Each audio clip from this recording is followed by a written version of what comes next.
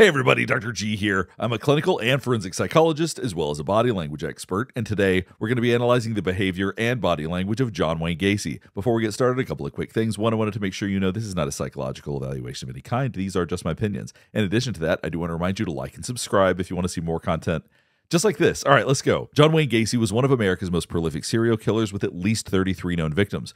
What we're going to be analyzing today is how he used his body language, how he used his behaviors to blend in with everybody else, how he was someone who was convincing, who was confident, someone who lied extremely well. All right, let's just jump right in.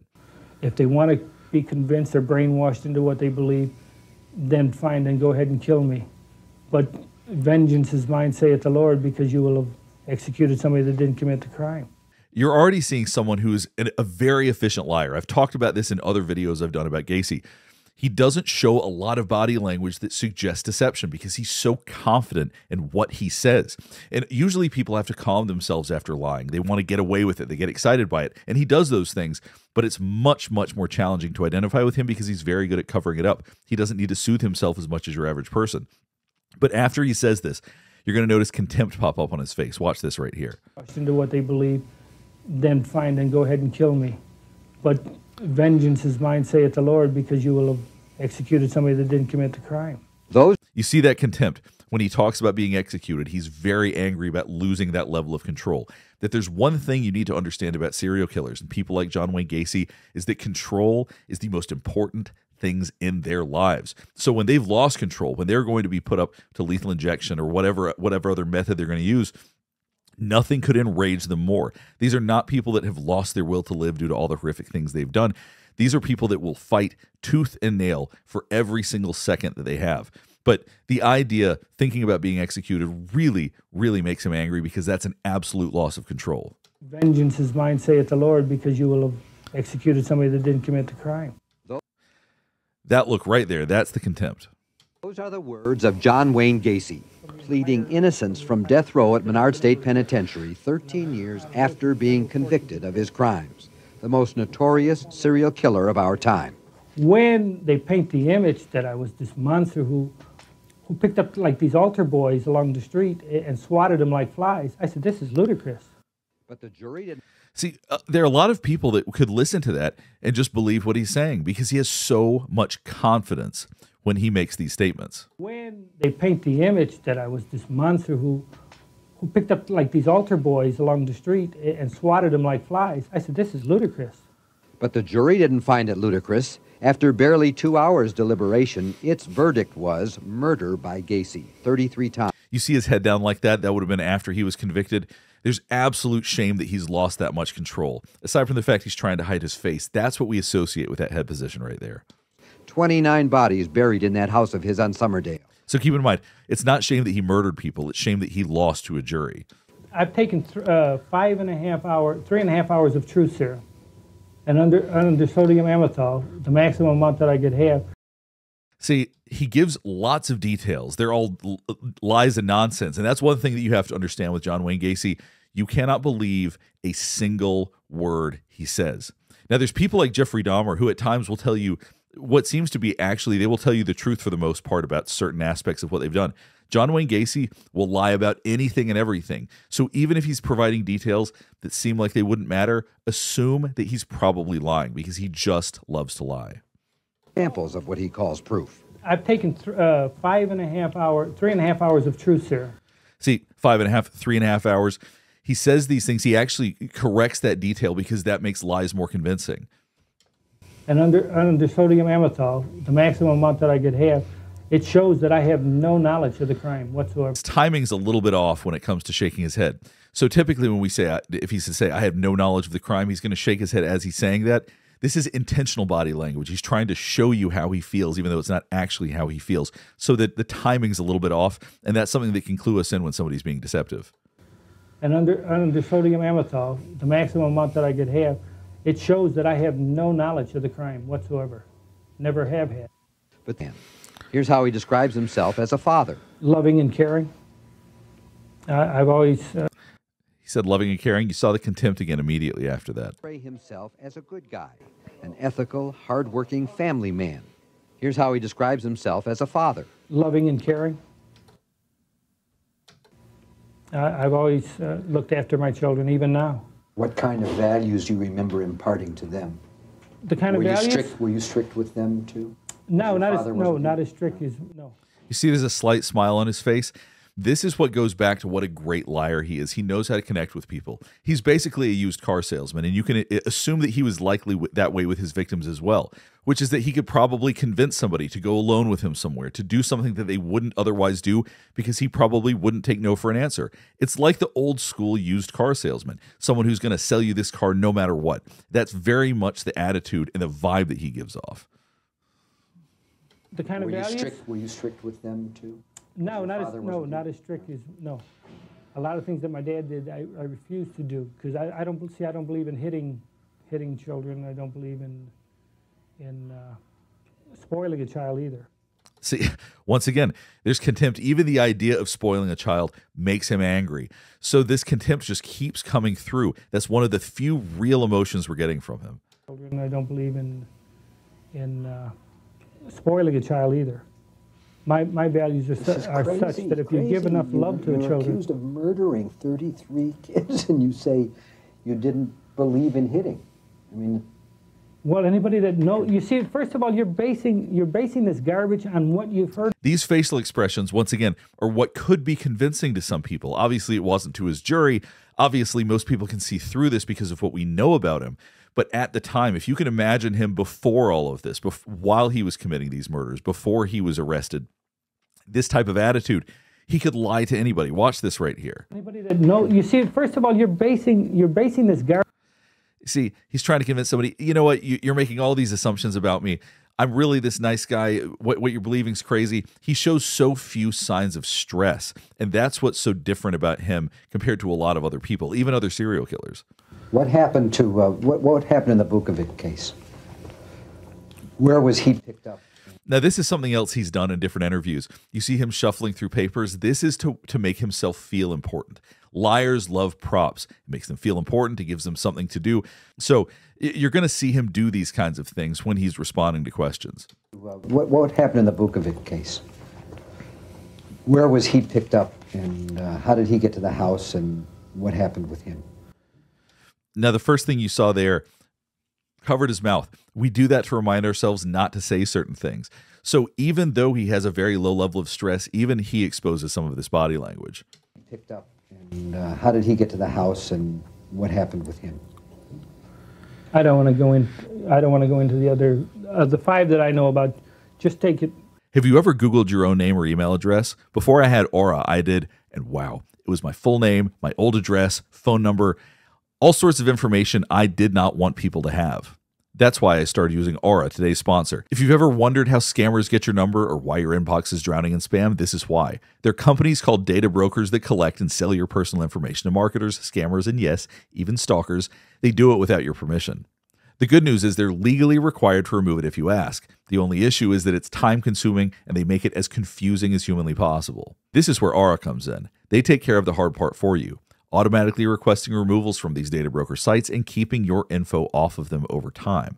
In the first 2 weeks, you'll see exactly where your personal data is exposed and start watching it disappear without you lifting a finger. It's an all-in-one digital security tool that gives you alerts if your personal info appears on the dark web, real-time fraud alerts for crediting and banking, 24/7 identity monitoring, a secure VPN, antivirus, password manager, and more, plus a $5 million identity theft insurance policy and US-based fraud experts available around the clock. You can try Aura free for 14 days at aura.com/Dr. G. That's enough time for Aura to start scrubbing your info off all of these data broker sites automatically. I'm not leaving myself vulnerable, and you shouldn't either. Go to aura.com/Dr. G and get started with your 14-day trial today. All right, back to the analysis. That I did. Vukovic is not one that I killed, so I don't know nothing about him. The little bit that I know about him is that he was an employee of mine. See, when you look about this recall business, and I'm not a prosecutor, John, but you just I know said you're not. Vukovic Wait a minute. is not one that you killed. Now, this is where he's starting to get frustrated. So the interviewer said, I'm not a prosecutor, John. Now, he took that as that his response was not good enough, and he's getting mad now. But he's doing a good job of managing that. He doesn't sound angry, but we're seeing this look of disapproval. We're seeing frustration on his face right now. I'm not a prosecutor, John, but you just I know said you're not. Vukovic Wait a minute. is not one that you killed. which suggests that maybe, in fact, there were others that you did kill. I mean, I'm not... Okay, I'm sorry if I led you to believe... No, strike it then. That is wrong. Strike it then. That is wrong. Then shakes his head afterward. I'm sorry if I led you to believe... No, strike it then. That is wrong. So, once again, it's not in sync with what he's saying. Killed him? No, Rossi didn't say nothing. Rossi was sleeping on a couch. I just left. And how did he get buried? Do you know? He was buried in the crawl space. When I come back, he wasn't there. So, Walter, that's your guess as to who put him in the ground. See, using somebody else's name when you're talking to them, that makes you feel closer to them. So him saying Walter, talking to the interviewer, he's very good at trying to bring on some degree of charm. I know a lot of you are going, all I think of is that weird clown when I think of John Wayne Gacy. But I do think when he was out of that makeup, when he was interacting with people day to day, he probably came across as quite likable, as quite convincing. And so he uses those skills right now to try to be convincing with the interviewer, although clearly the interviewer is not going to believe anything he says. But it doesn't change the fact that John Wayne Gacy believes that he could maybe fool somebody else, and it's worth spending the entire interview just making up lies just in case. I just left. And how did he get buried? Do you know? He was buried in the crawl space. When I come back, he wasn't there. So. And there's no shame telling completely ridiculous lies, provable lies. He has no shame about that at all, no anxiety with that. And so many people do, because in these situations, the idea of losing that much control, you'll see serial killers get quite upset when they're thinking they're losing control. He does to an extent, but he'll tell lies, and it doesn't bother him at all. When I was arrested, they claimed, well, there was a putrefied odor in the house. And I contend that was a lot of hogwash, too, because one Officer Schultz claims on the 18th or on the 19th that as he came into the house, we had come into the house and my little Lhasa Apso was in the house. And of course he had been locked in the kitchen, you know, all day. Well, a little puppy, he piddles, see, and while he's piddling and while he is... You see how his neck is going up? We do that when we're feeling prideful. Right now he's enjoying the lies so much. He loves to tell lies because I think he believes he's being more convincing than he actually is. I don't think the interviewer believes anything that he's saying, but he believes he's being convincing. So as he's saying this, he feels a lot of pride in these lies. He piddles. But then I learned the first time it rained that this ground gets wet under there and the crawl space actually floods up to a foot deep in water. And then as it recedes, it puts out a musty odor. There was always a musty odor in that house. Now, as far as lies, these are pretty solid. He's really not showing a lot of deceptive body language right here.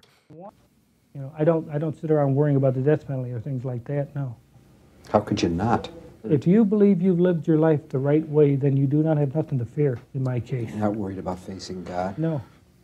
I'm fairly comfortable with him. I've been at the Catholic services, I'm the server for the priest for the last 10 years. I have no qualms about doing that. So he's talking about being okay with being executed. Yet the contempt at the end of that sentence suggests that that's incredibly untrue. For the priest for the last 10 years. I have no qualms about doing that. We see contempt over and over again. I've had confession, I have communion.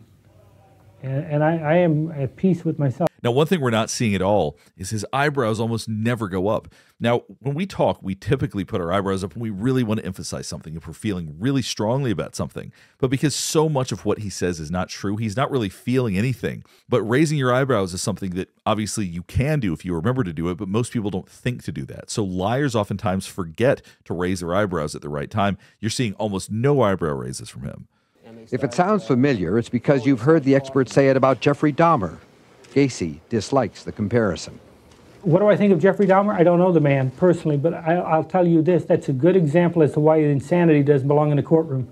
Because if Jeffrey Dahmer doesn't meet the requirements for insanity, then I'd hate like hell to run into the guy that does. Do you feel Beyond that, I have no comment on Jeffrey Dahmer because I'm not Jeffrey Dahmer. And I would not... whether it's Berkowitz, whether it's Bundy, whether it's Williams. You hear him name-dropping all of these other serial killers because he likes being associated with them regardless of what he says. Wayne Williams down in Atlanta, or any of the others, or Charlie Manson. See, I don't comment about other cases for the simple fact is that I wasn't there. Do you feel somewhat of a kinship with some of these people? No, God, I hate that when they put me in the same club with them. I'm not only the victim here. I might be the 34th victim, but there are other victims to this crime, and that is the family So this is the fake empathy you're going to see from psychopaths. They understand enough about empathy to manipulate other people. So saying, I feel for the families, knowing that that might play well for certain people. They go, oh, wow, he actually feels bad for the families. Obviously, he feels nothing. But the idea is being aware of that other people feel empathy in that way means that he can fake it. To this crime, and that is the family. Because if I know that I didn't commit the crime, then I have been given the injustice, and so has the families. And nobody gives a damn about the families. As though he cares, which clearly he does not. And when the families insist that John Gacy pay for his crimes with his life, his real feelings come out. That one mother that gets on television all the time who thinks I should be given 33 injections, I think she ought to take 33 Valiums and go lay down. She goes on Geraldo show and all these other shows talking about... See that little gentle touch on his face, trying to calm himself down as he talks about this. He doesn't want to show any real emotion, so when he's starting to feel it, he does this to calm himself down, basically. She goes on Geraldo show and all these other shows talking about, I think it's... See, he looked up at the camera after that as well. She goes on Geraldo show and all these other shows talking about... So he's calming himself down. He's saying something awful about somebody. He's basically saying that somebody should die because they believe that he should be lethally injected. He knows that that's not the way he wants to come across, so he's trying to backpedal with that a little bit. He's remembering that he's on camera. So all of this is just a big part of the way he manipulates. Charge me with anything. Charge me with complicity in 2 of the murders. Just 2? That's all I know about. He saw anger very briefly as he was challenged. The interviewer said, just 2? Watch this right here. In 2 of the murders. Just 2? That's all I know about. So there's the anger right there. It's quick and it's subtle, but he's feeling extreme anger by being challenged right there. That's his story, that he didn't kill anyone. Not during the crime, but I was there afterwards and I watched the removal of the body. And what happened to the body afterwards? Was one that was... That was body was put into the river. It was taken to the river and dumped in the river. Did you help do that? Yes, I'm in complicity with that. I've always contended. Don't look at me as an innocent baby. He thinks that as long as he acknowledges a little bit of something, then he can deny the rest and be more believable. Spot where some new concrete had been poured. In regards to going out into the garage, yes, I know I went to the house, and yes, I know I walked in the garage, and they asked me where the last section of concrete was poured. Okay. I said, there's the last section where the last section of concrete was poured. Okay. They are the ones that took the orange can of paint and said, here, put a mark there, so I put an X there. So the paint was not to identify the place of burial? No. See, you can hear him stacking papers or shuffling through papers. It goes back to the idea that those props make people feel more confident. This is a message that's so important to him. He's actually repeated this in other interviews. While he did confess, he now denies all of that, and he lies like he breathes. So you can have evidence, absolutely 100% proving that he did a confession, that he recorded it, any of those kinds of things, and he'll still say, no, that's not me, I deny it. And this is something that psychopaths are incredibly good at doing, but he is exceptional at doing it compared to some of the other ones. His lying abilities really are pretty impressive. Catch his sense of humor. Shoelaces, huh? You're in trouble now. Yeah, right. Aren't you afraid sitting that close to me? See, this is the way that he uses his charm. He's trying to get along, he's laughing, he's smiling, and this probably is very much how he would have been before he was arrested. This is exactly how he would have gotten people in the very situation that he's demonstrating right now. He's demonstrating this knot that he uses. Shoelaces, huh? You're in trouble now. Yeah, right. Aren't you afraid sitting that close to me? What the hell? Oh, this is too long. You don't need it this long. Okay. I had a rosary, which I carried in my pocket. I've always carried a rosary. It was my communion rosary. They said, well, what kind of a knot do you use? I said, what do you mean knot? When I tie things up? I says, depending on what I'm using it for, I said, the only thing I ever learned from Boy Scouts is a tourniquet knot. He said, well, show us what that is. So I took, at that time, and again, it's together, but in order to demonstrate it here, I took the rosary and I said, well, here, you put it around. This is hard trying to do this. Why don't you put your hand out? See, so he knew he wouldn't be able to do it himself. He wants the opportunity to do it to somebody else. Making this kind of contact, feeling this type of control is going to be intoxicating for someone like John Wayne Gacy. Okay, here. What I told him, I said, here, all you do is you wrap it around, you put one knot in it. And I said, then you put a second knot in it. Okay? Mm-hmm. I said, then you take a stick and stick it in here, and you just turn this, And I says, it causes a tourniquet. I said, that's the only knot I ever learned. Precisely. So demonstrating something like this is going to be exhilarating for him, not only because he actually gets to do it again, but because serial killers oftentimes actually like giving details. They like denying it, but at the same time, they like credit, they like showing details. Something like this would be something that John Wayne Gacy would absolutely love. So I guarantee you, doing this was very exciting for him. What's your life like? Day to day. I live it day to day. What do you mean? If you want to know what my life is like, I log it every day. For the last 12 years, all you got to do is ask. I can tell you everything. I can tell you if the first meal. So when we talk about control, this is a great example of it. He logs everything he does. He's loving this attention. This is someone, I cannot overstate how much of a control freak someone like John Wayne Gacy is, unlike anything you've ever met before. Serve me here because I do it daily. What do you do all day? Every phone call, everything that I do, every time an officer's around me is logged. My dad was domineering in the fact, he had a different set of values, but also very stern individual. My dad drank a lot. When he drank a lot, yeah, he was abusive to my mother and to me, but I never swung at my dad because I loved him for what he stood. Now, here's one thing that's very confusing about serial killers and can be very challenging, is that he talks about how awful his father was. And he may have been. That's very possible. That's 100% true. It's also equally possible that it's entirely fabricated. And that's one of the things that's hard for a lot of people to grasp, is when they're like, oh yeah, serial killers had this really hard time. They were victims of this, this, and this, and that's why they became the way they did. Not necessarily. Because what we see with serial killers, and what we see with actually personality disorders in general, is that they are chronic victims. They will identify themselves as victims of everything, and they will lie about things that they are victims of. So whether or not John Wayne Gacy's father was actually like that, you would have to get outside confirmation to believe any of that. You cannot take anything he says at face value. Maybe that's where it began to go wrong for John Gacy. He doesn't know, nor does he seem to care. All right, we'll go ahead and wrap it up here. Hopefully this is helping you better understand some of the behavior and body language that we saw.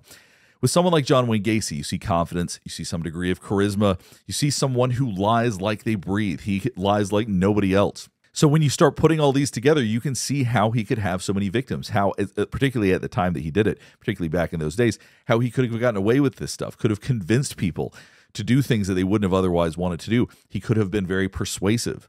And that's very likely how he had so many victims. If you have any other thoughts about this, or if there's anything else you want me to analyze, please let me know in the comments below. Last thing before we get finished up is I do want to remind you to like and subscribe if you want to see more content just like this. All right, thanks for watching.